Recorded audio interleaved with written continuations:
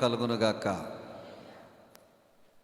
మరి యొక్క పునరుద్ధాన దినమందు మనమందరము కూడి దేవుణ్ణి ఆరాధన చేయడానికి, ఆయన నామాన్ని గణపరచడానికి ప్రభువు మనకు అనుగ్రహించిన ఈ గొప్ప సమయాన్ని బట్టి రెండు చేతులపైకి దేవునికి స్తోత్రం చెబుదాం. మరొకసారి గట్టిగా దేవునికి స్తోత్రం చెబుదాం. హల్లెలూయా. బిడ్డలారా, దేవుని వాక్యంలోనికి మనం వెళదాం. గత 2 వారాలుగా మనము ఒక వాక్యాన్ని ధ్యానం చేస్తున్నాం. అదే ఇర్మియా గ్రంథము 44వ అధ్యాయము 10వ వచనాన్ని మనము చూస్తూ ఉన్నాం. ఈ వాక్యాన్ని ఎందుకు చూస్తున్నామంటే, ఇశ్రాయేలీలు అనగా యోధా రాజ్యమునకు సంబంధించిన వారందరూ కూడా దేవునికి వ్యతిరేకమైన పాపాలు చేస్తున్నప్పుడు, వారి విగ్రహాలను పూజిస్తూ ఉన్నప్పుడు, మొలోకు దేవత ఆకాశ రాణులకు వారు ధూపము వేస్తూ ఉన్నప్పుడు, ఇహలోక సంబంధమైన పాపముతో వారందరూ నిండిపోయి ఉన్నప్పుడు ఇర్మియా భక్తుడు వారికి హెచ్చరించినా కానీ ఆ హెచ్చరికను వారు పట్టించుకోక దేవునికి వ్యతిరేకంగా వారు పాపము చేస్తూనే వస్తూ ఉన్నారు. అలాంటి సమయంలో ఉత్తర రాజ్యానికి సంబంధించినటువంటి రాజు అయినటువంటి నెబుకద్నెజరును పంపించి 3 సార్లు దండెత్తి, ఒకసారి అంతఃపురములో ఉన్నటువంటి రాయల్ ఫ్యామిలీకి సంబంధించిన యవ్వనస్తులందరినీ చెరగా తీసుకెళ్ళిపోయాడు. రెండవసారి దేవాలయమును ఆయన నాశనం చేసి దేవాలయంలో ఉన్నటువంటి ఉపకరణములన్నిటిని కూడా ఆయన పట్టుకుని వెళ్ళిపోయాడు. మూడవసారి వచ్చి ప్రాకారం యొక్క ఆ గోడలన్నిటినీ పడగొట్టి చాలామందిని ఆయన చంపి కొంతమందిని చెరగా తీసుకెళ్ళిపోయాడు. ఇలాగూ ఆయన ఈ యోధా మీద ఆయన దండెత్తుతున్నప్పుడు యోధాలో ఉన్న కొంతమంది ఏం చేశారంటే, ఇక్కడ గనక మనం నివాసం ఉంటే గనక మనం చనిపోతామని చెప్పి కొంతమంది ఐగుప్తులోనికి వారు పారిపోయారు. ఐగుప్తులోనికి పారిపోయి ఐగుప్తులో వాళ్ళు ఏం చేశారంటే కొన్ని చోట్ల వాళ్ళు నివాసం ఉన్నారు. అదే మనం 44వ అధ్యాయము 1వ వచనంలో మనం చూస్తాం. వారు తఫనేసులోను మరొక ప్రాంతాల్లోనూ ఇంచుమించు నోపులోను ఐగుప్తు దేశమందలి వివిధ ప్రదేశాల్లో వాళ్ళు ఏం చేశారంటే కాపురం ఉన్నారు.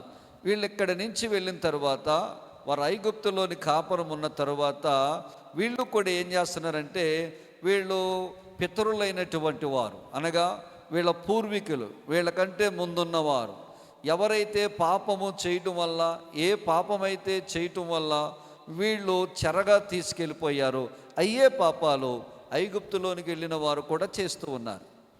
ఈ తప్పులు ఏవైతే వీళ్ళు చేశారో అయ్యే తప్పులు దూరంగా వెళ్ళి నివాసం ఉంటున్న యూదులు చేయడం ప్రారంభించారు. అప్పుడు దేవుని వాక్కు ఇర్మియాకు ప్రత్యక్షమై ఇలాగూ సెలవిస్తుంది. వాళ్ళు అనుకుంటున్నారు, మేము ఐగుప్తుకి పారిపోయాం అనుకుంటున్నారు, వాళ్ళు ఐగుప్తులో నివాసం ఉంటున్నారు, మాకు ఏ ప్రమాదము జరగదనుకుంటున్నారు, మా దేవుడు మమ్మల్ని ఏమీ చేయడని వాళ్ళు అనుకుంటున్నారు. ఇర్మియా, నీవు వాళ్ళకి ప్రవచించు. ఏమని చెప్పమన్నారంటే, మీ పితరులు చేసిన తప్పులే మీరు చేస్తున్నారు, మీ పితరులు చేసిన పాపాలే మీరు చేస్తున్నారు, కాబట్టి నేను ఎలాగైతే వాళ్ళకి అభిముఖుడినై ఉన్నానో మీకును నేను అభిముఖుడినై ఉంటాను. మీరు ఖడ్గము చేత మరణిస్తారు, క్షామము చేత మీరు మరణిస్తారు, మరి తర్వాత మీరు భీతిల్లు వారుగా అయిపోతారు, మీరు విభ్రాంతి నందు వారుగా అంటే భీతి నందు వారుగా అయిపోతారని ఇర్మియా భక్తుడు వారి కోసం ప్రవచిస్తూ అన్నాడు. మీరు నాయందు దీన మనసు కలిగి ఉండలేదు. రెండవదిగా అన్నాడు, మీరు భయము నొందకనున్నారు. మూడవదిగా అంటున్నాడు, నేను మీకు ఆజ్ఞాపించిన ఆజ్ఞలను కట్టడాలను మీరు అనుసరించక ఉన్నారు అన్నాడు. ముందు వారం మనం ఏం చూసామంటే దేవుని బిడ్డలారా, మరి దీన మనసు గురించి దానివల్ల ఉపయోగాలు చూసాం. రెండవ వారం ఏం చూసామంటే దేవుని యందు భయము నొందిన వారు ఎలాగూ దీవించబడతారు, భయము నొందని వారు ఎలాగూ శాపగ్రస్తమయ్యారో చూసాం. ఈ రోజున ఆఖరుగా మూడవదిగా మనం చూసేది ఏంటంటే దేవుని బిడ్డలారా, దేవుని వాక్యానుసారముగా మనం నడిస్తే మనం ఎలాగూ దీవించబడతాం. దేవుని వాక్యానుసారముగా మనం నడవకపోతే వచ్చే నష్టాలు ఏమిటి? ఈ విషయాల గురించి ఈ రోజున మనము ధ్యానము చేద్దాం. దేవుడు ఇశ్రాయేలులకు సీనాయి పర్వతం దగ్గర ఆయన వాగ్దానం ఇచ్చాడు, ఆయన కట్టడలు ఇచ్చాడు, ఆయన ఆజ్ఞలు ఇచ్చాడు. ఆయన అన్నాడు, సర్వలోకములో ఉన్న జనులందరికంటే నేను మిమ్మల్ని ప్రత్యేకించుకున్నాను, మీరు నాకు యాజకులుగాను రాజవంశములుగాను ఉంటారు. మిగతా దేశముల వలె, మిగతా ప్రజల వలె మీరు నడవకూడదు, వారి వలె మీరు నడవకూడదు. మీకు ప్రత్యేకమైన కట్టడలు నేను ఇస్తున్నాను, న్యాయవిధులు మీకు నేను ఇస్తున్నాను, నా ఆజ్ఞలను మీకు ఇస్తున్నానని సీనాయి పర్వతం దగ్గర దేవుడు ఇశ్రాయేలుతో నిబంధన చేసుకున్నాడు. సీనాయి పర్వతం దగ్గర నుంచి వాళ్ళు కాదేషు బర్నేయ దగ్గరకు వచ్చినప్పుడు దేవుని మాటకు వారు లోబడకపోవటం వల్ల కాదేషు బర్నేయ నుండి వాళ్ళు 40 సంవత్సరాల అరణ్యంలోనే తిరుగులాడుచు ఉన్నారు. 40 సంవత్సరములు అయిన తరువాత రెండవసారి సిత్తీము దగ్గర ఈ యొక్క మోషే ద్వారా ఆయన మరొకసారి వారి ఆజ్ఞలను ఇచ్చాడు. ఇది ద్వితీయోపదేశ కాండము 26 అధ్యాయము, 27వ అధ్యాయము, 28వ అధ్యాయంలో గనక చూస్తే అక్కడ యెహోవా ఆజ్ఞలను అనుసరించి నడిచిన ఎడల మీకు ఇలాంటి ఆశీర్వాదాలు వస్తాయని చెప్పాడు. యెహోవా ఆజ్ఞలను మీరు తిరస్కరించితే గనక, యెహోవా ఆజ్ఞలను కనుక మీరు అనుసరించకపోతే గనక ఇలాంటి శాపములు మీకు వస్తాయని దేవుడు అక్కడ ఇశ్రాయేలు ప్రజలతో చెప్పాడు. అంటే జీవము కలిగి జీవించాలంటే ఆయన ఆజ్ఞలను అనుసరించి నడవాలి. మరణము మనకి కావాలి అంటే గనక ఆయన ఆజ్ఞలను తిరస్కరించాలి. గెరాజీము కొండ మీద ఆశీర్వాదానికి సంబంధించిన వచనాలను పలికాడు. ఏబాలు కొండ మీద శాపమునకు సంబంధించినటువంటి ఆ యొక్క వచనాలు పలికినట్లుగా మనము చూస్తూ ఉన్నాం. వాక్యముల ప్రకారముగా ఇశ్రాయేలు నడుచుకోవాలి. వారు నడుచుకుంటే గనక వారిలో జీవము కలుగుద్ది, వారికి ఆశీర్వాదాలు కలుగుతాయి, వారికి మేలులు కలుగుతాయి. ఒకవేళ దేవుడు ఆజ్ఞాపించిన ఆజ్ఞలను అనుసరించి వారు నడుచుకోకపోతే గనక వాళ్ళకి కష్టము, నష్టము, శాపము, మరణము సంభవిస్తాయని రెండవసారి ద్వితీయోపదేశ కాండములో మోషే వారితో చెప్పాడు.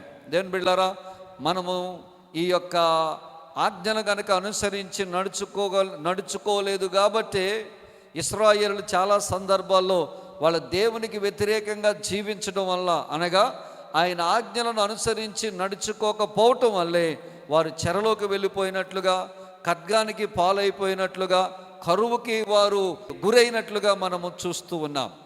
యెహోషువతో ఈ మాట చెప్పాడు. చూడండి, యెహోషువ గ్రంథము 1వ అధ్యాయం 8వ వచనం చూద్దాం.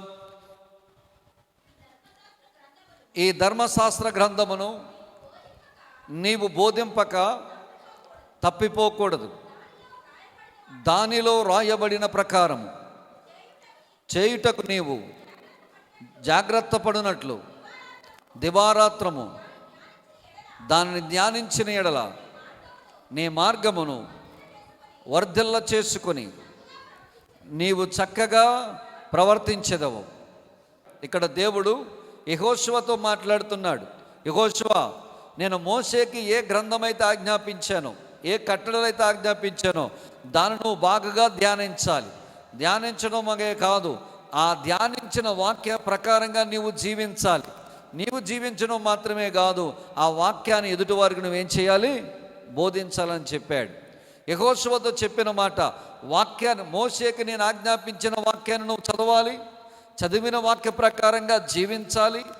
జీవించిన నీవు ఎదుటి వారికి దాన్ని ఏం చేయాలి? బోధించాలి. బోధించిన నాడు నీవు అందరికంటే అత్యధికముగా వర్ధిల్లుతావని చెప్పాడు. దేవుని బిడ్డలమైన మనము దేవుని వాక్యానుసారముగా ప్రవర్తించాలి. వాక్యాన్ని మన ఇష్టానుసారంగా మలుచుకోకూడదు, మనకు అనుకూలంగా మలుచుకోకూడదు. నీకు ఏది నచ్చితే దాని ప్రకారంగా మన వాక్యాన్ని మలుచుకోకూడదు. దేవుని బిడ్డలారా, దేవుని వాక్యాన్ని మనం ఏం చేయాలంటే దాని ప్రకారంగా మనం ఏం చేయాలి? నడుచుకోవాలి. అదే మాటలు మనం చూస్తే దేవుని గ్రంథంలో, దేవుని బిడ్డలారా, మరి కీర్తనకారుడు అంటాడు, 1వ కీర్తన 2వ వాక్యంలో అంటాడు, దేవుని ధర్మశాస్త్రమును దివారాత్రములు ధ్యానించువాడు ధన్యుడు. దేవునికి స్తోత్రం కలుగునుగాక. చదువువాడు ధన్యుడు కాదు, విన్న వాక్యమును ఏం చేయాలంట? ధ్యానము చేయాలి. అంటే మనము ధ్యానము చేస్తే, ధ్యానించిన ఎవరైతే వాక్యమును ధ్యానము చేస్తారో, ఎవరైతే విన్న వాక్యమును ధ్యానము చేసుకుంటారో, ధ్యానము చేసుకున్న వారట కీర్తనకారుడు అంటున్నాడు, వారు ధన్యులు అని చెప్పబడుతుంది. దేవుని బిడ్డలారా, ఇంకా మనం ముందుకెళ్తే కనుక 19వ కీర్తన అంతా కూడా చదివితే దేవుని వాక్యము గురించే చెప్పబడింది.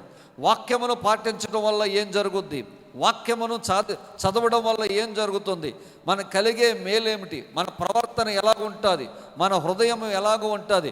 119వ కీర్తన అంతా కూడా దేవుని వాక్యమును చదవటం వల్ల, ధర్మశాస్త్రమును పాటించటం వల్ల, దేవుని వాక్యమును అనుసరించటం వల్ల ఒక మనిషికి కలిగేటువంటి మేలును గురించి అందులో చెప్పబడింది. క్రొత్త నిబంధనలోనికి వస్తే దేవుని బిడ్డలారా, ఒక మాట మనం చదువు. రోమీయులకు రాసిన పత్రిక 2వ అధ్యాయము 13వ వాక్యం కనుక మనము చూస్తే అందులో ఎలాగో చెప్పబడి ఉంది. చదవండి. ధర్మశాస్త్రమును వినువారు దేవుని దృష్టికి నీతిమంతులు కారు గాని ధర్మశాస్త్రమును అనుసరించి ప్రవర్తించువారే నీతిమంతులుగా ఎంచబడతారు. దేవునికి స్తోత్రం కలుగును గాక. ధర్మశాస్త్రమును వాక్యమును విన్నవారు మాత్రమే కాదు, విన్న మట్టుకే సరిపోదు.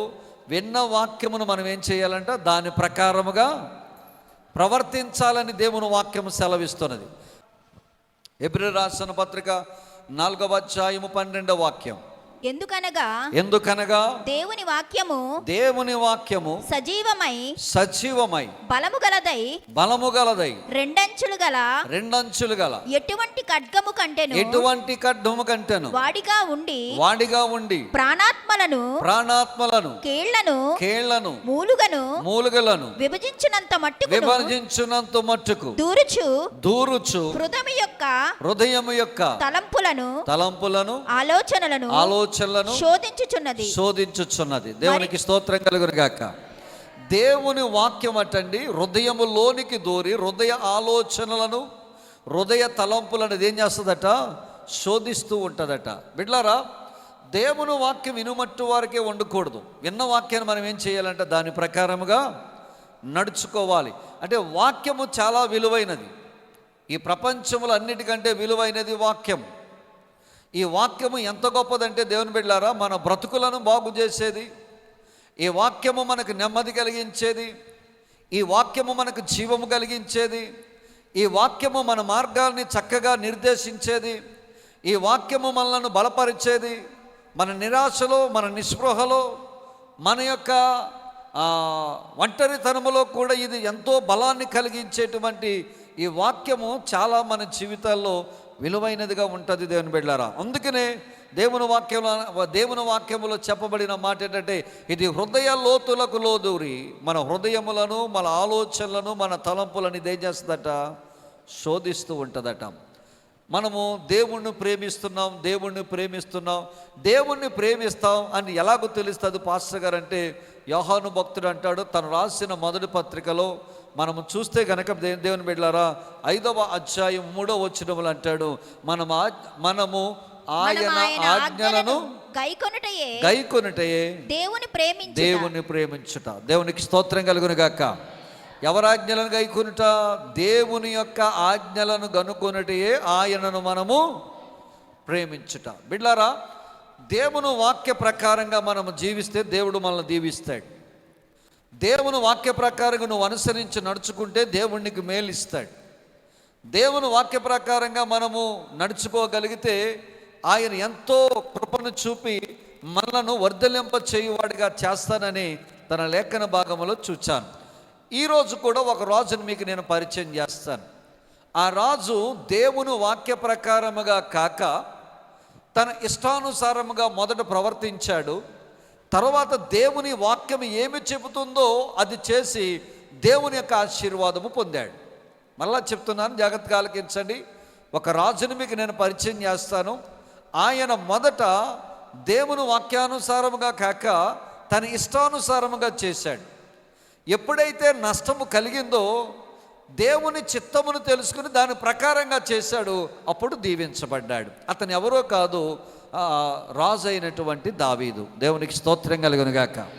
హల్లెలూయా. బిడ్డలారా, దావీదు చేసినటువంటి గొప్ప పని ఏమిటంటే, అతను రాజుగా అయిన తరువాత దేవుని యొక్క మందసాన్ని రాజనగరకు తీసుకురావాలనుకున్నాడు. ఈ దేవుని యొక్క మందసం ఎక్కడుందంటే అబీనాదాబు అనేటువంటి ఒకని ఇంట్లో ఉన్నది. ఈ అబీనాదాబు ఇంటి దగ్గరికి ఎలాగూ వెళ్ళింది అని ఒక్కసారి దాని గత చరిత్ర కనుక మనం చూస్తే, ఇశ్రాయేలీలు సమూయేలు కాలములో ఇశ్రాయేలీలందరూ కూడా దేవునికి వ్యతిరేకంగా పాపం చేస్తూ ఉన్నప్పుడు ఫిలిష్తీయులు అనేటువంటి వారు ఇశ్రాయేలు మీదకి యుద్ధానికి వచ్చినప్పుడు దేవుని బిడ్డలారా, ఇశ్రాయేలీలు వెళ్ళి పోరాడారు కానీ ఫిలిష్తీయుల ముందు నిలబడలేకపోయారు. మొదటి సమూయేలు గ్రంథము 6వ అధ్యాయంలోనికి రండి. ఇశ్రాయేలీలు ఎప్పుడైతే ఫిలిష్తీయులతో పోరాడారో, ఫిలిష్తీయుల మీద ఇశ్రాయేలు జయము పొందక వారు ఓడిపోయి తిరిగి వచ్చారు. తిరిగి వచ్చిన తర్వాత మరలా వాళ్ళు ప్రార్థన చేయడం ప్రారంభించారు. వీళ్ళు ప్రార్థన చేసిన తర్వాత వీళ్ళందరూ కలిసి అనుకున్నారు, మనము ఎలాగో యుద్ధము చేయలేకపోతున్నాం, దేవుని యొక్క మందసాన్ని కనుక మనం తీసుకెళ్తే, ఈ దేవుని మందసాన్ని మనతో పాటుగా ఆ యుద్ధ రంగంలోకి తీసుకువెళితే దేవుడు మనకు జయమిస్తాడని ఉద్దేశం కలిగి వాళ్ళు ఏం చేశారంటే, అప్పుడున్నటువంటి యాజకుడైన ప్రధాన యాజకుడైన ఏలీ దగ్గర పర్మిషన్ తీసుకుని వాళ్ళిద్దరు కుమారుల యొక్క హోఫ్ని ఫీనెహాసులు వాళ్ళు కూడా ఆ మందసాన్ని తీసుకుని ఫిలిష్తీయులతో యుద్ధము చేయడానికి దండులోకి వెళ్ళారు. అంటే యుద్ధరంగంలోకి వెళ్ళారు. ఇశ్రాయేల్ యొక్క దేవుని మందసము దండులోనికి వచ్చిందన్న సంగతి ఫిలిష్తీయులు విన్నారు. విని వాళ్ళు భయపడ్డారు. అయ్యో, ఇశ్రాయేలు దేవుడట సర్వసైన్యములకు అధిపతి అయిన దేవుడు, సర్వశక్తివంతమైన దేవుడు మన మధ్యలోకి యుద్ధము చేయడానికి వచ్చాడు. ఆయనతో యుద్ధము చేయడం చాలా కష్టం, ఆయన మనం జయించలేం. అయినా ధైర్యం తెచ్చుకోనండి, మనం ఇశ్రాయేలుతో యుద్ధము చేద్దామని వాళ్ళు ఏం చేశారంటే ఇశ్రాయేలుతో యుద్ధం చేశారు. ఇశ్రాయేలీలు ఓడిపోయారు. మందసం ఫిలిష్తీయుల చేతికి చిక్కింది. వీళ్ళ మందసాన్ని తీసుకుని ఏం చేశారంటే ఫిలిష్తీయుల దేశానికి వెళ్ళిపోయారు. ఫిలిష్తీయుల దేశం వెళ్ళిపోయి ఎక్కడ ఉన్నారంటే అష్టోదు అనేటువంటి పట్టణంలోనికి వెళ్ళారు. ఈ అష్టోదు పట్టణంలో దీన్ని ఎక్కడ పెట్టాలో తెలియక, ఈ మందసాన్ని ఎలాగూ చేయాలో తెలియక వాళ్ళు ఏం చేశారంటే దేవుని బిడ్డారా, ఈ మందసాన్ని దాగోను అనేటువంటి ఒక గుడిలో ఉంచారు. దాగోను అనేటువంటి వాళ్ళు పవిత్రంగా చూసుకునేటువంటి దేవాలయం, వాళ్ళ దేవుని యొక్క దేవాలయం. ఇతను కూడా దేవుడే కాబట్టి ఈ దేవుణ్ణి మా దేవుడితో కలిపి ఉంచుదామని ఏం చేశారంటే దాగోను గుడిలో ఉంచారు. దాగోను గుడిలో ఉంచి తాళం వేసి ఎవరింటికి వాళ్ళు వెళ్ళిపోయారు. ఉదయకాలమునే పూజారి గారు వచ్చాడు తాళము తెరచి వాళ్ళ దేవునికి ఆరాధన చేసుకుందామని. తీరా ఆరాధన చేసుకునేసరికి ఈ దేవతా విగ్రహం ఏంటంటే మందసము ఎదుట అది బోర్లా పడుకుని ఉందట. ఎప్పుడైతే బోర్లా పడుకుని ఉందో వీళ్ళందరూ పెద్దలందరినీ పిలిచి అన్నాడు, ఇదేంటి మందసం ఎదుట మన దేవుడు బోర్లా పడుకుని ఉన్నాడేంటి అని చెప్పి మరలా ఆ బోర్లా పడుకున్నటువంటి ఆ ప్రతిమను ఆ దేవుడిని ఏం చేశారంటే నిలబెట్టారు. నిలబెట్టి మరలా సాయంత్రం అయ్యింది, తాళం వేశారు, ఇంటికి వెళ్ళిపోయారు. మరుసటి రోజు వచ్చినప్పుడు జరిగిన సంగతి ఏంటంటే మొండెము మాత్రమే ఉంది. ఈ తల ఈ ఛాతి ఉన్న ఈ భాగాలన్నీ ఆ దేవాలయపు గడప కమ్మి మీద పడి ఏమైపోయినంటే ముక్కలైపోయినాయి. ఎప్పుడైతే ముక్కలైపోయినాయో ఫిలిష్తీలో ఉన్న అష్టోదులో ఉన్నటువంటి పిల్లలకి భార్యలకు పెద్దలందరికీ కూడా రహస్య స్థలాల్లో దేవుడు గడ్డల రోగం పుట్టించాడు. ఎప్పుడైతే ఈ ప్రతిమ ఆ గడప మీద పడి కింద పడిపోయిందో ఆ రోజు మొదలుకొని వాళ్ళెవ్వరూ కూడా విగ్రహారాధన చేసేవారు ఎవరు కూడా ఇళ్లలో గడప తొక్కరు, ఇప్పటికీ తొక్కనివ్వరు. మీకు తెలుసా, గడప తొక్కితే మనోళ్ళు అంటారు తప్పురా అంటారు, పాపము అంటారు. ఎందుకో చెప్పమంటారా, ఆ రోజున ఆ దేవుడు ఆ గడప మీద పడి ఏమైపోయాడు, మొక్కలైపోయాడు. సో ఈరోజు కూడా ఆ ఆచారము చాలా మందిలో ఉంటుంది. విగ్రహారాధన చేసేవాళ్ళు గడప తొక్కకూడదు, తొక్కితే ఏదో పాపం చేసామన్నట్టుగా చూస్తారు. రోగం వచ్చింది, గడ్డల రోగం వస్తే ఊర్లో పెద్దలందరూ అన్నారు, తీసుకురాగా రాగా ఈ దేవుడిని ఇక్కడ తీసుకొచ్చారు, ఈ మందసాన్ని ఇక్కడ పెట్టారు, మన మీద కోపం వచ్చిందేమో పక్క పట్టణాన్ని పంపిద్దామని ఎక్రోనికి పంపించారు. పక్క పట్టణమైన ఎక్రోనికి పంపిస్తే ఎక్రోన్లో వాళ్ళు ఏం చేశారంటే అక్కడ కూడా అదే సేమ్ సిచ్యువేషన్, అక్కడ కూడా ఏమొచ్చిందంటే గడ్డల రోగం వచ్చింది. అలాగూ 5 పట్టణాలు తిప్పారు ఈ మందసాన్ని. ఈ మందసం వెళ్ళిన కాడల్లా ఏ రోగాలు రావడం మొదలైనాయి, గడ్డల రోగం రావడం మొదలైనాయి. అప్పుడు ఆ పట్టణములో ఉన్న సర్దారులందరూ, రాజులందరూ ఆ ఊరిలో ఉన్న జ్యోతిష్యుల్ని, ఆ ఊరిలో ఉన్న మంత్రగాళ్ళని అందరిని పిలిచి అన్నారు, బాబు అసలు ఈ గడ్డల రోగం ఎందుకు వచ్చిందిరా మనకి? గాలి వల్ల వచ్చిందంటావా, గాలి మారడం వల్ల వచ్చిందంటావా, వాతావరణం మార్పు వల్ల వచ్చిందంటారా, నీళ్ళు వల్ల వచ్చిందంటారా? ఏదో శకునము చూసి చెప్పండిరా, ఈ రోగాలు మనకి ఎందుకు వస్తున్నాయో అని అడిగారు. వాళ్ళ మొత్తం మీద అది చూసి ఇది చూసి ఆఖరిగా తేల్చింది ఏంటంటే, మేము అనుకుంటున్నామయ్యా ఈ దేవుడు ఇక్కడ ఉండడం వల్ల మనందరికీ శ్రమ కలిగిస్తున్నాడేమో, ఈ దేవుడిని ఇక్కడి నుంచి పంపించేస్తే కనుక మనకి ఈ శ్రమ ఉండదేమో అని కొంతమంది అన్నారు. ఇది నిజమేనంటావా? ఈ దేవుడి వల్లే జరిగిందంటావా? ఈ దేవుడి వల్లే మనకి ఈ రోగాలు వస్తున్నాయంటావా? ఈ దేవుడి వల్ల మనకి నష్టం వస్తున్నాయని కొంతమంది క్వశ్చన్ రైజ్ చేశారు. మన ఇద్దరం కాదు కానీ ఎందుకైనా మంచిది ఆ దేవుణ్ణి ఊరకనే పంపించడం బాగోదు. మన 5 పట్టణాలకు సంబంధించినటువంటి గుర్తుగా 5 పందికొక్కులంత బంగారం తయారు చేసి, గడ్డలు తయారు చేసి ఆ మందిరం ఆ మందసం పక్కన పెడదాం. 2 పాడి ఆవులు తీసుకొద్దాం, ఎప్పుడూ కాడిమోయిన 2 పాడి ఆవులు తీసుకొద్దాం, కొత్త బండి ఒకటి చేపిద్దాం, దాని మీద దీన్ని ఎక్కిద్దాం. ఈ దాని మీద ఎక్కించి ఈ ఆవుల్ని మనం వదిలేద్దాం. ఈ ఆవులు గనక ఇశ్రాయేలు దేశముకు వెళ్ళు మార్గము గుండా, బెత్షెమెషు మార్గము గుండా వెళితే గనక ఖచ్చితంగా ఈ రోగం ఈ దేవుడే కలగజేశాడు. లేదు ఆ మార్గం గుండా కాకుండా అది తిరిగి మళ్ళీ వెనక్కి వచ్చేసిన, పక్కక దారికి వెళ్ళిన ఈ రోగం ఎవరి వల్ల కలగలేదు, మనకి ఈ దేవుడి వల్ల కలగలేదు. ఇది వాతావరణం మార్పు, లేకపోతే గాలి మార్పు, నీళ్ళు వల్ల, మన కర్మ వల్ల కలిగిందని అనుకుందాంరా అని చెప్పి తీర్మానం చేసుకున్నారు. స్తోత్రం కలుగును గాక. ఈ రోగం వచ్చిందంటే ఇది ఏ మార్గం గుండా వెళ్ళాలి? బెత్షెమెషు మార్గం గుండా వెళ్తే ఈ రోగము ఎవరు పెట్టారు? యెహోవా దేవుడు పెట్టాడు. అలా కాకుండా పక్కదారికి కానీ వెనకకు కానీ తిరిగి వస్తే ఈ రోగము యెహోవా వల్ల కలిగినది కాదు. ఏం కట్టారంట బండికి? ఆవులు ఎక్కడైనా బండికి లాగుతాయా? మళ్ళీ ఏ ఆవులంటాయి? పాడి ఆవులంటే బాలెంతలు. బాలెంతలు ఎవడైనా బండి లాగడా కడతాడా? అందులోనూ ఆవులను ఎవడైనా కడతాడా? వీళ్ళు చూడండి, వీళ్ళు తెలివితేటలు. అంటే ఫిలిస్తీన్లు సర్దారులు అందరూ కూడా ఏమని నిర్ణయించుకోవాలనుకున్నారంటే, వాళ్ళు ఏమని తీర్మానం చేసుకుందాం అనుకున్నారంటే, ఎలాగైనా ఈ రోగము ఈ దేవుడి వల్ల కలగలేదు, మన కర్మ వల్ల, వాతావరణం మార్పు వల్ల, లేకపోతే నీళ్లు మార్పు వల్ల జరిగింది అని నిరూపించడానికి ప్రయత్నం చేస్తున్నారు వీళ్ళు. అందుకని వీళ్ళు ఏం చేశారు? ఏదైనా బండి లాగాలంటే దేన్ని కడతాం? ఆవులు కడతామా, ఎద్దులు కడతామా? కానీ వీళ్ళు ఏం కట్టారు? ఎలాంటి ఆవులు కట్టారు అంటే, ఒక్కసారి అంబా అని అరిచిందంటే ఆవు ముందుకెళ్తుందా? ఎలా తిరుగుద్ది? వెనకకు తిరిగి వెళ్ళిపోద్ది. ఒక్కసారి ఆ తల్లిని చూసి ఆ చిన్న దూడ, ఆ ఇంటిలో కట్టబడిన దూడ కనుక అంబా అని అనిసింది అనుకోండి, మరలా వెనకకు తిరిగి వచ్చేది. ఎప్పుడైతే ఇది వెనకకు తిరిగిందో ఈ రోగము దేవుడి వల్ల కలగలేదు, మన కర్మ వల్ల కలిగిందని నిరూపించడానికి ప్రయత్నం చేశారు ఈ ఫిలిష్తీయులు. వినండి, చాలా అద్భుతంగా వాళ్ళు తెలుగు ఉపయోగించారు. బండి కట్టారు, పాడి ఆవులను కట్టారు, వాటి పిల్లల్ని తీసుకెళ్ళి ఇంట్లో కట్టారు.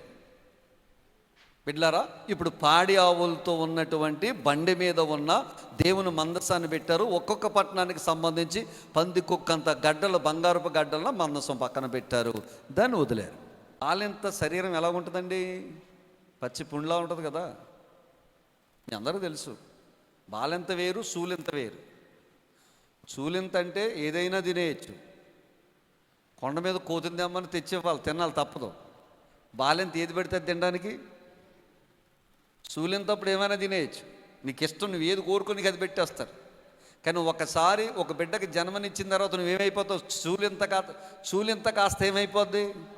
ఇప్పుడు బాలెంత నా ఇష్టం వచ్చింది తిందామంటే ఏమంటారు? చెవులో దూదెట్టుకో అమ్మా, ముక్కులో పెట్టుకోమంటారులే. ఎక్కడ పెట్టుకోమంటారు? చెవులో దూదెట్టుకో అమ్మా, తల గుడ్డ కట్టుకో అమ్మా, నడని జాగ్రత్తగా కట్టుకో అమ్మా, జాగ్రత్తగా నువ్వు బీరకాయ తినాలమ్మా, నీ ఇష్టం వచ్చింది తినేయకూడదమ్మా అంటారు కదా, అంటారనరా? సో ఇది బాలెంత. చూలెంత అప్పుడు గారం పెట్టి మరి తినేచ్చు. ఆవిడికి దాని మీద ఉండిపోయినట్టు ఉంది, అందుకే పిల్లలకి అంటలేదు, తెచ్చిపెట్టండి అంటారు. అంటారనరా? సో ఆవిడ ఏది కోరుకుంటే అది తెచ్చిపెట్టేదాని స్థితిని ఏమంటాం? శూలింత. ప్రసవించిన తర్వాత ఉండే స్థితి ఏంటి? ఇప్పుడు ఈ బాలింత శరీరం ఎలాగుంటుంది? పచ్చి పుండులాగా ఉంటుంది. వినండి బిడ్డలారా, వాక్యం మీకు అర్థం కావాలని చెప్తున్నాను. పాడి ఆవులంటే పచ్చి ఒళ్ళు ఉన్నటువంటి ఆవులు, బిడ్డన కన్నా ఆవులు, ఎప్పుడూ కాడిమోయని ఆవులు, ఎప్పుడూ భుజం తన మెడ మీద ఎలాంటి కాడిమోయినటువంటి ఆ ఆవులు, పచ్చి ఒళ్ళు ఉన్నటువంటి ఆవులు. ఆమె బిడ్డలు అక్కడ పక్కన చూస్తూ ఉన్నారు. వెళ్ళిపోయిన తర్వాత ఈ ఆవులు వదిలిపెడతారా? వదిలిపెట్టరు. వాటిని చంపి చీల్చి మళ్ళా దహన బలిగా దేవుడికి అర్పిస్తారు. తను దేవుని కొరకు అర్పణ అయిపోతున్నానని తెలిసి, తన బిడ్డలను వదిలిపెడుతున్నానని తెలిసి, తన ఒళ్ళంతా పచ్చి బాలింతగా ఉన్న, బరువులు ఎప్పుడు మోయకపోయినా దేవుని కొరకు మెడ మీద తన మందసాన్ని మోసినటువంటి ఆవులు ఈ రెండు ఆవులు. దేవుని బిడ్డలారా, దేవునికి స్తోత్రం కలుగునుగాక. హల్లెలూయా. దేవుని కొరకు కష్టాన్ని, దేవుని కొరకు శరీరాన్ని, దేవుని కొరకు తన మనస్సును నిబ్బరముగా నిలుపుకొని, పిల్లలు పిలిచిన వెనకకు చూడకుండా, శరీరము సహకరించకపోయిన పచ్చి ముద్దలాగున్న తను ఎప్పుడు తన మెడ మీద దేవుని కాడి పెట్టుకొని, మేము దేవుని మందసాన్ని మోస్తున్నాం, మాకెంత భాగ్యమని చెప్పి దేవుని మార్గము గుండా వెళ్ళిన ఆవులు ఎంతైనా ధన్యురాలు, ఆవులు ఎంతైనా ధన్యమైనవి. దేవుని బిడ్డలారా, ఆవులను చూస్తే మనకి ఎంతో ధైర్యం వస్తుంది. దేవుని కొరకు మనం చిన్న పని చేసినప్పుడు మనం అలసిపోకూడదు. ఆ రెండు పాడి ఆవులు బైబిల్ గ్రంథంలో నిలిచిపోయాయి. హల్లెలూయా, హల్లెలూయా, హల్లెలూయా. ఇప్పటికీ వాటి గురించి మనం మాట్లాడుకుంటున్నాం. హల్లెలూయా. ఏ మార్గము గుండా వెళ్ళాయట? మీరు చదవండి, 1 సమూయేలు గ్రంథం 6వ అధ్యాయం తీయండి. అందులో రాయబడిన మాటలు మీరు చదివితే చూడండి, 9వ వచనం. అది బెత్షెమెషుకు పోవు మార్గమున బడి, అది బెత్షెమెషు పోవు మార్గమున బడి ఈ దేశపు సరిహద్దు దాటిన ఎడల ఆయనే ఈ గొప్ప కీడును మనకు చేసెనని తెలుసుకొనవచ్చును. ఆ మార్గమున పోని ఎడల ఆయన మనలను మొత్తలేదని మన అదృష్టవశము చేతనే, ఇది మన అదృష్టము చేతనే అది మనకు సంభవించెననియు తెలుసుకొందుమనిరి. వారు అలాగున రెండు పాడి ఆవులను తోలుకొని తెచ్చి బండికి కట్టి వాటి దూడలను ఇంటి లోపల పెట్టి యెహోవా మందసమును బంగారు గడ్డలను పందికొక్కు రూపము గల ఆ చిన్న పెట్టెను బండి మీద ఎత్తగా ఆ ఆవులు రాజమార్గమున బడి చక్కగా పోవచ్చు అరచుచు బెత్షెమెషు మార్గమున నడిచెను. దేవునికి స్తోత్రం చెప్పండి. హల్లెలూయా. ఆవులు దేవుని చిత్తమును జరిగించెను. ఫిలిష్తీయులందరూ కూడా మందసాన్ని తీసుకొచ్చి మన బెత్షెమెషు వారి దగ్గరకు వచ్చింది. బెత్షెమెషు వారి దగ్గరకు వచ్చిన తర్వాత వాళ్ళు ఏం చేశారంటే, వాళ్ళు యెహోవా మందసం ఎలాగ ఉంటుందని తెరిచి చూశారట. ఏం చేశారు? వాళ్ళు తెరిచి చూచినందుకు దేవుడు 50,070 మందిని అక్కడికక్కడే చనిపోయారు. వాళ్ళు ఏం తెరిచి చూసినందుకు? మందసము తెరిచి చూచినందుకు 50,070 మంది అక్కడికక్కడే మరణించారు. వీళ్ళకి భయం వేసింది బెత్షెమెషు వారికి. అక్కడే దగ్గరలో ఉన్నటువంటి కిర్యాతరీము అనేటువంటి వారికి కౌరు పెట్టి, అయ్యలారా మందసం వచ్చింది, దయచేసి మందసాన్ని తీసుకెళ్ళి మీరు ఏం చేయండి, మీ దగ్గర ఉంచుకోమని చెప్పినప్పుడు అక్కడ నుంచి లేవీలు వచ్చి, ఆ ప్రదేశం నుండి లేవీలు వచ్చి ఆ మందసాన్ని జాగ్రత్తగా పట్టుకుని అభినాదాబు అనేటువంటి ఒకని ఇంట పెట్టారు. అభినాదాబుకు 3 కుమారులు ఉన్నారు. అందులో పెద్దవాడు పేరు ఏం పేరంటే ఎలియాజర్. ఆ ఎలియాజర్ని ఏం చేశారంటే, దేవుని బిడ్డలారా, ఈ మందసమును కాపాడుట కొరకై, మందసమును జాగ్రత్తగా పరిరక్షించుటకై అతన్ని, ఆ లేవీని ఏం చేశారంటే ప్రతిష్ఠించారు. అలాగూ జరుగుతూ ఉంది. ఆ మందసం అక్కడ ఉంది. ఇశ్రాయేలీలు దేవుని మీద వాళ్ళు పాపం చేశారు. మరలా 1 సమూయేలు గ్రంథం 7వ అధ్యాయంలోకి వస్తే కనుక ఆ సమూయేలు వాళ్ళందరినీ కూడా దగ్గరగా పిలిచి, మీరు మీ దేవుళ్ళని మీ దేవతలందరినీ దూరం చేసుకోండి, మీరు యెహోవా తట్టు తిరగండి, మీరు యెహోవా తట్టు తిరిగితే ఫిలిష్తీయుల మీద మీకు దేవుడు జయమిస్తాడని చెప్పాడు. అలాగే వాళ్ళందరూ కూడా యెహోవా తట్టు తిరిగారు, ఫిలిష్తీయులకు జయమిచ్చారు. కానీ మందసం ఎక్కడ ఉండిపోయిందంటే అబీనాదాబు ఇంటి దగ్గర ఉండిపోయింది. అబీనాదాబు ఇంటి దగ్గర ఉండిపోయింది. తర్వాత వీళ్ళ రాజు వచ్చాడు. సౌలు ఎక్కడ కూడా ఈ మందసము గురించి పట్టించుకున్నట్లుగా మనకు కనపడదు. బైబిల్ గ్రంథంలో సౌలు మందసము గురించి కానీ మరి మాట్లాడుతున్నట్లుగా మనం చూడం. తర్వాత అతను 40 సంవత్సరాలు చేసిన తర్వాత దావీదు రాజరికానికి వచ్చాడు. దావీదు రాజరికానికి వచ్చిన తర్వాత, రాజరికంలో యుద్ధం చేసిన తర్వాత, అతను స్థిరపడిన తరువాత ఇతను అనుకున్నాడు, నేను ఎలాగైనా దేవుని మందసాన్ని ఎక్కడ తీసుకురావాలి, అంతఃపురానికి తీసుకురావాలనుకున్నాడు, నా రాజనగరకు తీసుకురావాలనుకున్నాడు. ఇప్పుడు రండి 2వ సమూయేలు గ్రంథంలోకి రండి. 2వ సమూయేలు గ్రంథం 6వ అధ్యాయంలోకి వద్దామా? 6వ అధ్యాయంలోకి రండి. 2వ సమూయేలు గ్రంథం 6వ అధ్యాయంలోకి వద్దాం. ఇప్పుడు దావీదు ఆ మందసాన్ని అబీనాదాబు ఇంటి దగ్గర నుంచి తీసుకురావాలని కోరుకున్నాడు. ఎప్పుడైతే అబీనాదాబు ఇంటి దగ్గర నుంచి తీసుకురావాలని కోరుకున్నాడో, ఇక్కడ ఇతను దేవుని వాక్యానుసారముగా కాక, ధర్మశాస్త్రం అనుసారముగా కాక, దేవుడు ఏదైతే చెప్పాడో దాని ప్రకారంగా కాక, దావీదు తన సొంత ఆలోచనలతో తేవాలని ప్రయత్నం చేస్తున్నాడు. చూడండి 2వ సమూయేలు గ్రంథం 6వ అధ్యాయం 1వ వచనం చూడండి. తరువాత దావీదు ఇశ్రాయేలీయులలో 30,000 మంది శూరులను సమకూర్చుకొని బయలుదేరి కెరూబుల మధ్య నివసించు సైన్యములకు అధిపతి యెహోవా అను తన నామము పెట్టబడిన దేవుని మందసమును అచ్చట నుండి తీసుకొని వచ్చుటకై తన యొద్దనున్న వారందరితో కూడా బాయిలా యెహోయోదాలో నుండి ప్రయాణమాయను. ఏంటంటే బిడ్డలారా, ఇప్పుడు ఇతను చేసిన పని ఏమిటంటే, చదవండి 3వ వచనం కూడా చదవండి. వారు దేవుని మందసమును క్రొత్త బండి మీద ఎక్కించి గిబియాలో ఉన్న అబీనాదాబు యొక్క ఇంటిలో నుండి తీసుకుని రాగా అబీనాదాబు కుమారుడగు ఉజ్జాయను అయ్యోయును ఆ క్రొత్త బండిని తోలిరి. వినండి, ఇది ఇక్కడే దావీదు చేసిన పొరపాటు. దేవుని మందసాన్ని తీసుకురావడానికి ఏం చేశాడంటే 30,000 మంది అట, 30,000 మంది శూరులను తీసుకువెళ్ళాడట.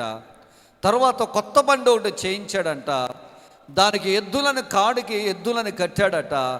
ఈ యొక్క మందసాన్ని తీసుకురావడానికి అబీనాదాబు యొక్క మిగతా 2 కుమారులు ఉజ్జా అయ్యోను వీళ్ళిద్దరిని ప్రతిష్ఠించాడంట.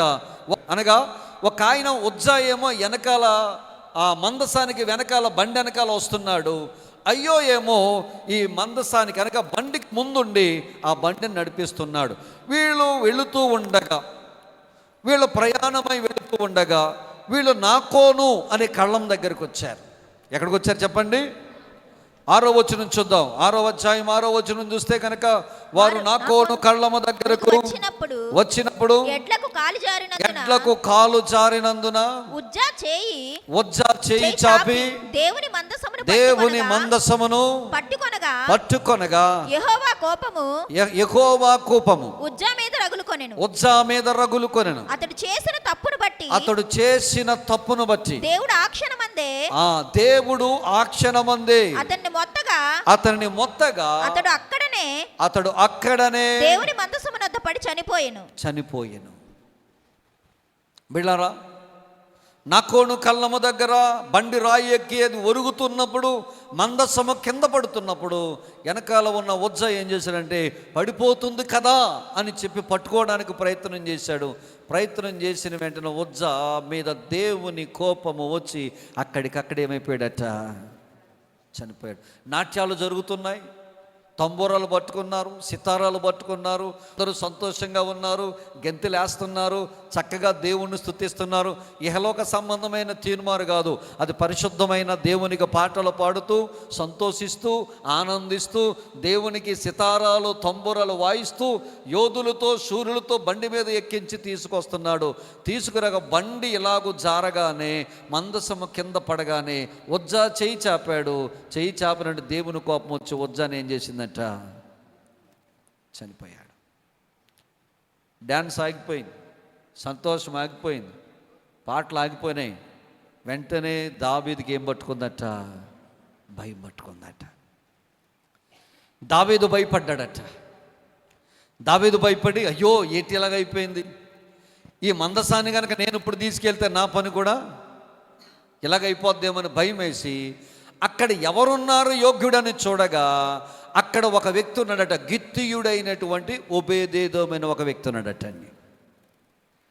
గిత్తీయుడైనటువంటి ఒబేదేదోమైన వ్యక్తి దగ్గరకు తీసుకుని వెళ్ళి ఈ మందసాన్ని అతని దగ్గర పెట్టి దావీదు ఇంటికి వెళ్ళిపోయాడట. గిత్తీయుడైన ఒబేదేదోము ఇంటి దగ్గర ఆ మందసాన్ని ఉంచి దావీదు తన సైన్యముతో తన పనివారితో సమస్తముతో మరలా తిరిగి ఎక్కడికి వెళ్ళిపోయాడు, తన రాజనగరికి వెళ్ళిపోయాడు. రాజనగరికి వెళ్ళిపోయి 3 నెలలు అయింది. ఈ 3 నెలల్లో దేవుని బిడ్డలారా,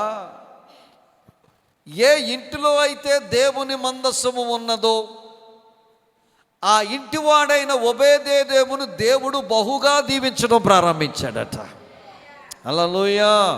దశం దేవుని సన్నిధి. దేవుని సన్నిధి మన ఇంట్లోకి ఎలాగ దిగి వస్తుందంటే ప్రార్థన. ఏముండాలా చెప్పాలి, ఏముండాలండి, ప్రార్థన చెయ్యాలండి. కుటుంబాలు ప్రార్థన చెయ్యాలి. ఏ ఇంటిలో అయితే ప్రార్థన ఉంటుందో ఆ ఇంట్లో క్షేమంగా ఉంటుందండి. ఏ ఇంటిలో ప్రార్థన ఉంటుందో ఆ ఇంటికి కాపుదల ఉంటుందండి. ఏ ఇంటిలో ప్రార్థన ఉంటుందో ఆ ఇల్లు నీ ఇల్లు శాంతి సమాధానాలతో నిండి ఉంటుందండి. ఏ ఇంటిలో అయితే ప్రార్థన ఉంటుందో దేవుని బిడ్డలారా దేవుని కార్యాలు నీ పట్ల జరిగిస్తాడు. ఏ ఇంట్లో ప్రార్థన ఉంటుందో నీవు నీ కుటుంబము ఎంత మంచిగా మేలుగా సమాధానంగా ఉంటామో అంత మేలుతో నింపబడదు. ఎందుకు చెప్పమంటారా, ప్రార్థించే స్థలము దగ్గర దేవుడు తన సన్నిధిని తీసుకొస్తాడు. హల్లెలూయా. ఇక్కడ కూర్చున్న ఏ కుటుంబంలో అయితే ప్రార్థన ఉంటుందో ఆ కుటుంబం మేలుకరంగా ఉంటుంది. కొంతమంది ప్రార్థన చేయడానికి ఇష్టపడరు, ప్రార్థనే లేదంటారు. మునుపెన్నడూ జరిగినంత ఆశీర్వాదకరంగా ఆల్నైట్ ప్రేయర్ జరిగింది. హల్లెలూయా. నిజంగా నేను అనుకున్నాను మధ్యలో చాలామంది వెళ్ళిపోతారేమో అనుకున్నాను, కానీ తెల్లవార్లు 4 గంటల దాకా ప్రార్థన చేశారు బిడ్డలారా. మీరు నిజంగా మీరు చాలా ధన్యులు. ఎంత ధన్యులు అంటే రానోళ్ళు దురదృష్టవంతులు. కానీ వచ్చిన వాళ్ళు మన 50 మంది అయినా 60 మంది అయినా 9 గంటలు మొదలుకొని తెల్లవారులు 4 గంటల వరకు ఒక్కొక్కరు చేసిన ప్రార్థన నిజంగా చెప్తున్నాను బిడ్డలారా, మన కుటుంబాలకి క్షేమాన్ని దేవుడు కలుగజేస్తాడు. మన బిడ్డలకి క్షేమాన్ని కలుగజేస్తాడు. సంఘానికి క్షేమాన్ని కలుగజేస్తాడు. నీ భర్తకి క్షేమం కలుగజేస్తాడు. నీ బిడ్డలకి క్షేమం కలుగజేస్తాడు. హల్లెలూయా. నేను చాలా సంతోషించాను. గొప్ప ఆల్నైట్ ప్రేయర్ జరిగింది. ఏ ఇంటిని దీవించాడట, ఒబేదేదోము ఇంటిది. ఈ వార్త ఎవరికి వెళ్ళింది, దావీదుకి వెళ్ళింది. అదేంటి, ఆ ఆశీర్వాదం నాకు కూడా కావాలి కదా, దేవుని మందస్సు నా దగ్గర ఉండాలి కదా అని ఆలోచన చేసి అసలు నేను ఎక్కడ తప్పు చేశానని తెలుసుకోవడానికి ఏం చేశారంటే దావీదు అక్కడ ఉన్నటువంటి పండితులందరినీ పిలిచాడు. పండితులందరినీ పిలిచి అన్నాడు, అయ్యా అసలు మందసాన్ని ఎలాగో తీసుకురావాలి వాక్య ప్రకారంగా చెప్పండి అన్నాడు. మనము మందసాన్ని తీసుకెళ్ళాలి, ఒక చోట నుండి మరొక చోటకి మందసాన్ని తీసుకెళ్ళాలంటే అసలు ఎలాగో తీసుకెళ్ళాలి అని కూర్చోబెట్టి అడిగినప్పుడు వారు లేఖనాలు తీసి చెప్పిన మాట తీయండి. ద్వితీయోపదేశ కాండం 10వ అధ్యాయం 8వ వచనం.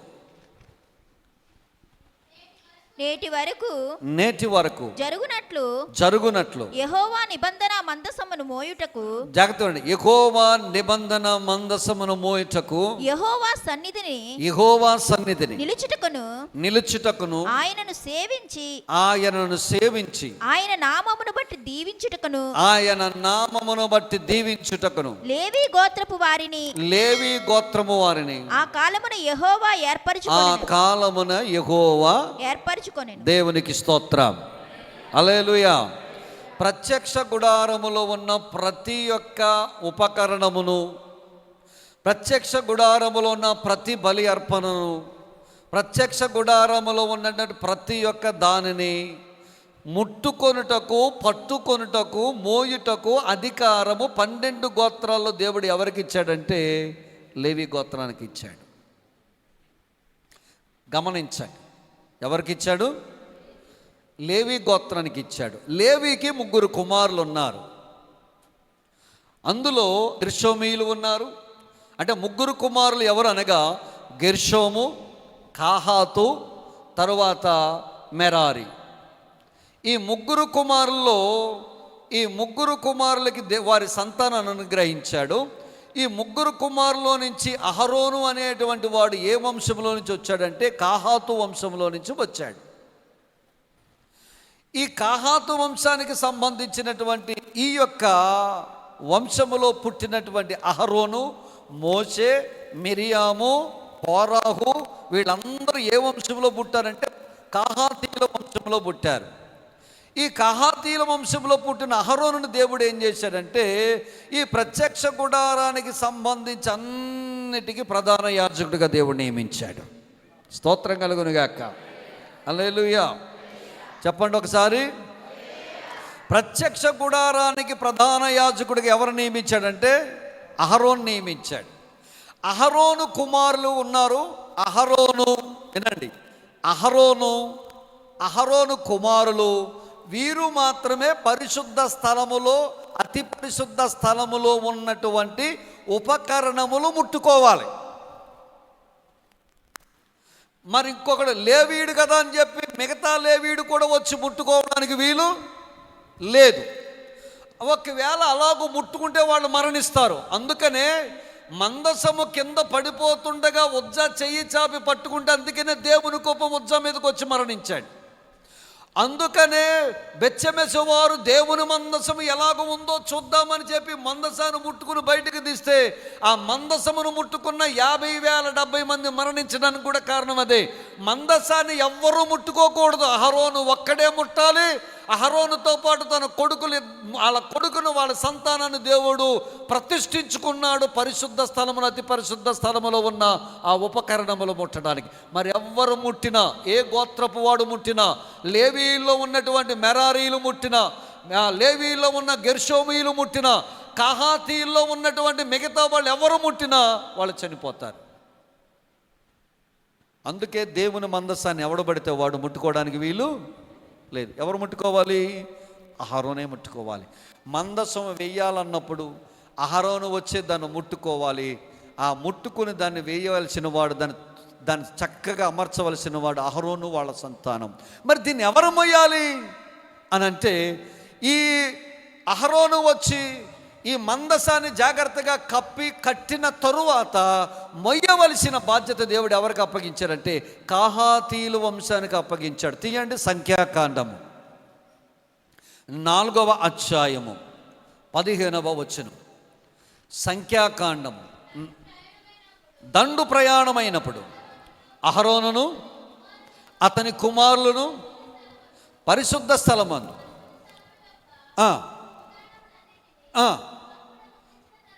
కప్పుటకు ముగించిన తరువాత కహాతీలు ఎవరు మొయ్యాలట? కహాతీలు మాత్రమే దాన్ని ఏం చేయాలి? ఫిలిస్తీయులకి అర్థం కాక, ఈ దేవుణ్ణి ఎలాగో పంపించాలో వాళ్ళకు వాక్యము తెలియక, దేవుని వాక్యము తెలియక అన్యులైనటువంటి వారు వాళ్ళ కొత్త బండి ఎక్కించి పాడి ఆవులు గట్టి దాన్ని పంపించారు. కానీ వాళ్ళకు తెలియదు కాబట్టి దేవుడు వారిని క్షమించి ఆ పాడి ఆవులతో పాటు బెత్షెమెషులోకి తీసుకొచ్చాడు. వాక్యము తెలిసిన వారు వాక్యానుసారముగా గాక వాళ్ళ ఇష్టానుసారంగా ప్రవర్తించడం వల్ల వాళ్ళు మరణించారు. వాక్యము తెలుసున్న బెత్షెమెషు వారు దాన్ని ముట్టుకోకూడదన్న సంగతి వాళ్ళకి తెలుసు కూడా, మందసము ఎలాగో ఉంటుందో క్యూరియాసిటీ చూద్దాం, మనం ఎప్పుడూ చూడలేదు కదా అని చెప్పి దాన్ని ఓపెన్ చేసి చూస్తే 50,000 మంది 70 మంది చనిపోయారు. మందసాన్ని మనం తాకకూడదని తెలిసిన ఉజ్జ పడిపోతున్నా కానీ ఆ మందసాన్ని ఎలాగో పట్టుకోబోతున్నప్పుడు ముట్టుకున్నందుకు మరణం అతనికి సంభవించింది. ఇప్పుడు దావీదికి అర్థమైంది ఏంటంటే, ఓహో, మందసాన్ని బండి మీద మోయించకూడదన్నమాట, ఇది వాక్య విరుద్ధం అన్నమాట. మందసాన్ని కాహాతీలు మొయ్యాలన్నమాట. మందసాన్ని ఎవడబడితే వాడు ముట్టుకోకూడదన్నమాట. మందసాన్ని అహరోను వంశస్థులు మాత్రమే ముట్టుకోవాలన్నమాట అన్న వాక్యము దావీదికి అర్థమైంది. ఇప్పుడు ఏం చేస్తున్నాడంటే వాక్య ప్రకారముగా గిత్తీయుడైన ఒబేదేదోము ఇంటి దగ్గరికి వెళ్ళాడు. వాక్య ప్రకారముగా తంబురాలు, సితారాలు, బోరలు ఉదేవాడిని, లేవీయుల్ని, అహరోను కుమారుల్ని, కహాతీయుల్ని వెంటబెట్టుకు వెళ్ళాడు. వెంటబెట్టుకుని దాన్ని భుజమేల మీద మోసుకుంటూ వస్తూ నాట్యమాడుతూ దావీదు రాజపురంలోకి తీసుకొచ్చాడట. దేవునికి స్తోత్రం కలుగునుగా. అలా ఇంతకుముందు వాక్యానుసారముగా చేయలేదు కాబట్టే మరణము సంభవించింది. ఇప్పుడు వాక్యము తెలుసుకున్నాడు, వాక్య ప్రకారంగా మందసాన్ని రాజభవనంలోకి తీసుకొచ్చాడు. దేవుని బిడ్లారా, వాక్యము తెలిసిన నీవు నేను వాక్యానుసారంగా జీవించాలి. మన ఇష్టానుసారంగా జీవించకూడదు. వాక్యానుసారంగా జీవించే వారికి కష్టమైన దేవుని యొక్క ఆశీర్వాదాలు వారి కుటుంబాల మీద ఉంటాయి. దేవుని యొక్క కాపుదల మన జీవితాల్లో ఉంటుంది. వాక్యమై ఉన్న దేవుడే మనతో ఉంటాడు. దేవునికి స్తోత్రం. వాక్యము తెలిసి కూడా వాక్య విరుద్ధంగా నువ్వు జీవిస్తే, వాక్యము తెలిసి కూడా వాక్యానికి వ్యతిరేకంగా నువ్వు ప్రవర్తిస్తే, వాక్యము తెలిసి కూడా వాక్యాన్ని కాదని విగ్రహాల సంబంధించిన లోక సంబంధం వైపు నువ్వు తిరిగితే నష్టమే జరుగుద్దే తప్ప మనకు మేలు అనేది జరగదు. మనము దేవుని బిడ్డలమైన మనం వాక్యానికి లోబడాలి, లోకానికి లోబడకూడదు. మన జీవితాలు వాక్యాన్ని మనకు అనుకూలంగా, నీకు అనుకూలంగా మలుచుకోకూడదు. వాక్యాన్ని ఇష్టానుసారంగా మలుచుకోకూడదు. వాక్యానికే మనం మలిచిపోవాలి. అంటే వాక్యానుసారంగానే మనం జీవించాలి తప్ప వాక్యానికి మనకు అనుకూలంగా జీవింప చేయకూడదు. వాక్యానుసారముగా జీవించడం అంటే దేవుని బిడ్డలారా, దేవుని నామానికి మహిమార్థమై జీవించడం. దేవునికి స్తోత్రం కలుగును గాక. హల్లెలూయా. మన జీవితం ద్వారా, మన మాటల ద్వారా దేవుని నామానికి ఎలాగో జీవించాలి. నీకు అన్యుల కుటుంబంలో నువ్వు ఉన్నట్లయితే, అన్యుల మధ్యలో నువ్వు ఉన్నట్లయితే, దేవుని వాక్యానుసారంగా నువ్వు జీవిస్తున్నావని ఎలాగో తెలుస్తుందంటే, ఎన్ని వ్యతిరేకతలు వచ్చినా, ఎన్ని కష్టాలు వచ్చినా కానీ వాక్య ప్రకారంగా జీవిస్తున్న నీవు దేవుని కొరకు నిలబడితే గనక నీ ద్వారా అన్యుల మధ్యలో, కుటుంబంలో దేవుడు తన నామాన్ని నీ ద్వారా మహింపరుచుకుంటాడు. హల్లెలూయా. బైబిల్ గ్రంథంలో రండి చూద్దాం. లూకా శుభవార్తలో ఈ మాట చెప్పి నేను ముగించేస్తాను. లూకా శుభవార్త తీయండి, 18వ అధ్యాయం తీయండి, 43వ వచనం తీయండి. ఈయన ఎరుకోలోనికి వచ్చినప్పుడు ప్రాకారము అవతల దారి అమ్మట ఒక గుడ్డు భిక్షవాడు ఉన్నాడు. వాడు యేసు ప్రభు ఈ దారమ్మట వెళుతున్నాడన్న సంగతి గుర్తెరిగి, ఎవరు వెళ్తున్నారయ్యా అని అడిగాడు. నజరేయుడైన యేసు ఈ దారమ్మట వెళుతున్నాడని వారు చెప్పారు.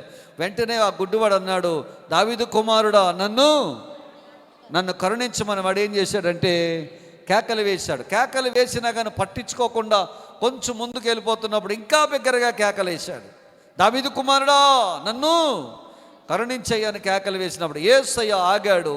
ఆ గుడ్డువాడిని రమ్మన్నాడు. ఆ గుడ్డువాడు తన్నాడు. నీకేం కావాలని అడిగాడు. ఆ గుడ్డువాడు అన్నాడు, అయ్యా చూపు పొందాలనుకుంటున్నానయ్యా అని అడిగాడు.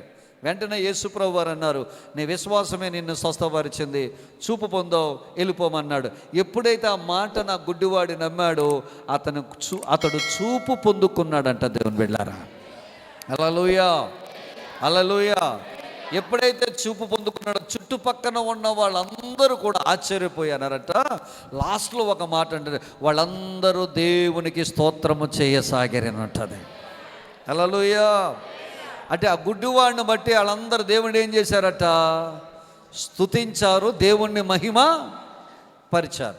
వినండి, పట్టణము అవతల, గవిని అవతల ఒక గుడ్డువాడికి చూపు ఇవ్వడం వల్ల దేవుడు, ఆ ప్రజలందరూ దేవుణ్ణి ఏం చేశారంటే ఆయనను మహిమపరిచారు, ఆయనను స్తుతించారు. ఇప్పుడు యెరికో పట్టణంలోకి వచ్చాడు.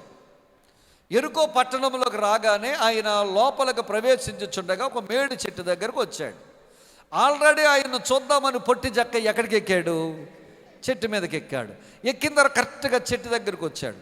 చెట్టు దగ్గరకు వచ్చి ఆగి పైకి చూశాడు. చూసిన తర్వాత అంటాడు, జక్కయ్య త్వరగా కిందకి దిగిరా, ఈరోజు నేను నీతో నీ ఇంటిలోనికి ఉండవలసి వచ్చినదని చెప్పాడు. వెంటనే ఆ పొట్టువాడికి త్వరగా కిందకి దిగారు. కిందకి దిగిన తర్వాత దేవుని బిడ్డలారా, యేసు ప్రభు వారు ఎవరింటికి వచ్చాడంటే జక్కయ్య ఇంటికి వచ్చాడు. ఎప్పుడైతే జక్కయ్య ఇంటికి వచ్చాడో 19వ అధ్యాయం 7వ వచనం చదవండి. 7వ వచనం చదవండి. ఈతను పాపి అయిన మనుషుని యొద్ద బస చేయ వెళ్ళనని చాలా ఊరవతలు ఏం చేశారు? ప్రభు వారు గవిని అవతలకు వచ్చినప్పుడు, గుడ్డోడిని బాగు చేసినప్పుడు వాళ్ళందరూ ఏం చేశారు? దేవుణ్ణి మహిమపరిచారు. దేవునికి స్తోత్రం. మరి పొట్టోడైన జక్కయ్య ఇంట్లోకి వెళ్తే దేవుని గురించి వీళ్ళందరూ ఏం చేస్తున్నారు? బయటేమో, లోపలేమో. వీరందరేమో బయట అంటాను మహిమపరిచారు అనండి, వీరందరూ లోపల అంటాను దేవుణ్ణి ఏమన్నాను? శనిగారు అని చెప్పండి. ఊరవతల గుడ్డోడిని బాగు చేసినప్పుడు దేవుణ్ణి వారు గట్టిగా, ఊరి లోపలికి వచ్చి జక్కయ్య ఇంటికి వెళ్తే దేవుణ్ణి వారు శనిగారని చెప్పండి. ఎప్పుడైతే జక్కయ్య ఇంటిలోకి వచ్చి ఈ జక్కయ్యను బట్టి యేసయ్య మీద సనగడం మొదలు పెట్టారు, జక్కయ్య వెంటనే ఒక నిర్ణయం తీసుకున్నాడట. హల్లెలూయా, హల్లెలూయా. 8వ వాక్యం తీయండి. 8వ వాక్యం. జక్కయ్య నిలువబట్టి, ఇదిగో ప్రభువా, నా ఆస్తిలో సగము బేదలకు ఇచ్చుచున్నాను. నేను ఎవరి వద్దైనా అన్యాయముగా ఏమైనా తీసుకునే ఎడల అతనికి 4 అంతలు త్వరగా మరలా చెల్లించునని ప్రభువుతో చెప్పాను. దేవునికి స్తోత్రం కలుగును గాక. యేసయ్య జక్కయ్య ఇంటిలోకి వెళ్ళి మారు మాట్లాడలేదు. యేసయ్య నుంచున్నాడు, జక్కయ్య ఇంట్లో ఉన్నాడు. వచ్చిన వారందరూ కూడా వీడు పాపాత్ముడు కదా, వీడు దుర్మార్గుడు కదా, వీడు లంచగొడ్డి కదా, వీడు మోసగాడు కదా, వీడు వడ్డీ వ్యాపారస్తుడు కదా, వీడు అన్యాయంగా డబ్బులు సంపాదిస్తున్నాడు కదా. ఆ ఊళ్ళో వాళ్ళందరికీ తెలిసి ఇతను చూసి యేసును సనుగుకొనగా జక్కయ్య అనుకున్నాడట, నన్ను బట్టి నా యేసయ్య అవమానపరచబడకూడదు, నన్ను బట్టి నా యేసయ్య దూషించబడకూడదు, నన్ను బట్టి నా యేసయ్య తలదించుకోకూడదు, నన్ను బట్టి నా యేసయ్య నా ప్రజల మధ్య తలదించుకోకూడదు, నన్ను బట్టి నా యేసయ్య నా ప్రజల మధ్యలో అవమానించబడకూడదు, నన్ను బట్టి నా యేసయ్య నా బంధువుల మధ్యలో తలదించుకునేవాడిగా చేయకూడదు, నన్ను బట్టి నా యేసయ్య నా ఇరుగు పొరుగు వారిలో ఆయన బాధ పెట్టేవాడిగా నిండకూడదు, నా యేసుకు నేను ఖచ్చితంగా నేను మహిమ తెచ్చేవాడిగా ఉండాలని చెప్పి యేసు ఎదుట నిలబడి అంటున్నాడు, అయ్యా నేను పాపం చేస్తే, అన్యాయం చేస్తే తిరిగి ఇచ్చేస్తానయ్యా, ఎవరి దగ్గరైనా తీసుకుంటే 4 అంతలు తిరిగి మరలా ఇచ్చేస్తానయ్యా, నీకు వ్యతిరేకమైన, నీకు సిగ్గు తెచ్చే, నీకు ఎలాంటి మొహమాటము తెచ్చే, నిన్ను బాధ పెట్టే, నిన్ను అవమాన పెట్టే ఈ కార్యములన్నీ ఈ రోజు నుంచి నేను వదిలేస్తున్నానయ్యా, నేను నీ బిడ్డనయ్యా అని చెప్పాడట జక్కయ్య. దేవునికి స్తోత్రం. హల్లెలూయా, హల్లెలూయా. నీకు అవమానమైన కార్యం నేను ఏది చేయను ప్రభు అన్నాడట. వెంటనే నా ప్రభు అన్నాడు, ఇతను అబ్రహాము కుమారుడు, ఈ ఇంటికి అబ్బా రక్షణ వచ్చి ఉన్నది. హల్లెలూయా, హల్లెలూయా. బిడ్డ, వాక్యానుసారముగా జీవించడం అంటే నిన్ను బట్టి నీ ఇంటిలో కానీ, నీ బిడ్డల మధ్య కానీ, నీ కుటుంబం మధ్య కానీ, నీ చుట్టాల మధ్య కానీ, సంఘం మధ్యలో కానీ, వీధుల మధ్యలో కానీ, ఇది దేవుని బిడ్డరా, ఇది పనికిమాలిదిరా అని నిన్ను బట్టి నీ దేవుణ్ణి దూషించకూడదు. ఇది మోసం చేసేదిరా, ఇది వడ్డీలు తినేదిరా, ఇది ఘోరమైనటువంటి పాపాలు చేసేదిరా, ఇది భయంకరమైన జీవితం జీవించేదిరా అని మనల్ని అనకూడదు. జక్కయ్య అని అన్నారు. ఆ జక్కయ్య అప్పుడు దాకా చేశాడు. ఆ చేసిన జక్కయ్య యేసు ముందు నిలబడి అన్నాడు, ఈ రోజు నుంచి ఇవన్నీ వదిలేస్తున్నాను ప్రభువా, వదిలేస్తున్నానయ్యా, వదిలేస్తున్నాను ప్రభువా, నీకు మహిమ తెచ్చే బిడ్డగా ఈ రోజు నుంచి నేను దీవిస్తానయ్యా, ఈ రోజు నుంచి జీవిస్తానయ్యా అని దేవుని ఎదుట తీర్మానం చేసుకున్నాడు జక్కయ్య. అది వాక్యానుసారంగా జీవించడం అంటే. ఇర్మీయా వాళ్ళతో అంటున్నాడు, మీరు దేన మనసు కలిగి ఉండలేదు, మీరు భయము నొందకుండా ఉన్నారు, మీరు నా వాక్యానుసారముగా జీవించుకున్నారు. ఇలాగ 3 కలిగి ఉంటే గనక ఖడ్గం ఉండదు, క్షామం ఉండదు, తరువాత నేను మీకు ముఖాన్ని తిప్పుకోను, నేను భీతిల్లు వారుగా ఉండకుండా ఉంటారు, మీరు అనేక మందికి శాపాదాస్పదంగా ఉండకుండా ఉంటారు, ఈ భూమి మీద ఉన్న ఆశీర్వాదాలు మేలులు నేను మీకు కలుగజేస్తానంటున్నాడు. హల్లెలూయా, హల్లెలూయా. అందుకే దైవ జనాంగమా, మనము దీన మనసు కలిగి ఉందాం. రెండవదిగా ఆయన యందు భయభక్తులు కలిగి జీవిద్దాం. మూడవదిగా ఆయన వాక్యానుసారంగా ప్రవర్తిద్దాం. అట్టి కృప దేవుడు మనందరికీ దయచేయును గాక. లేచి నిలబడి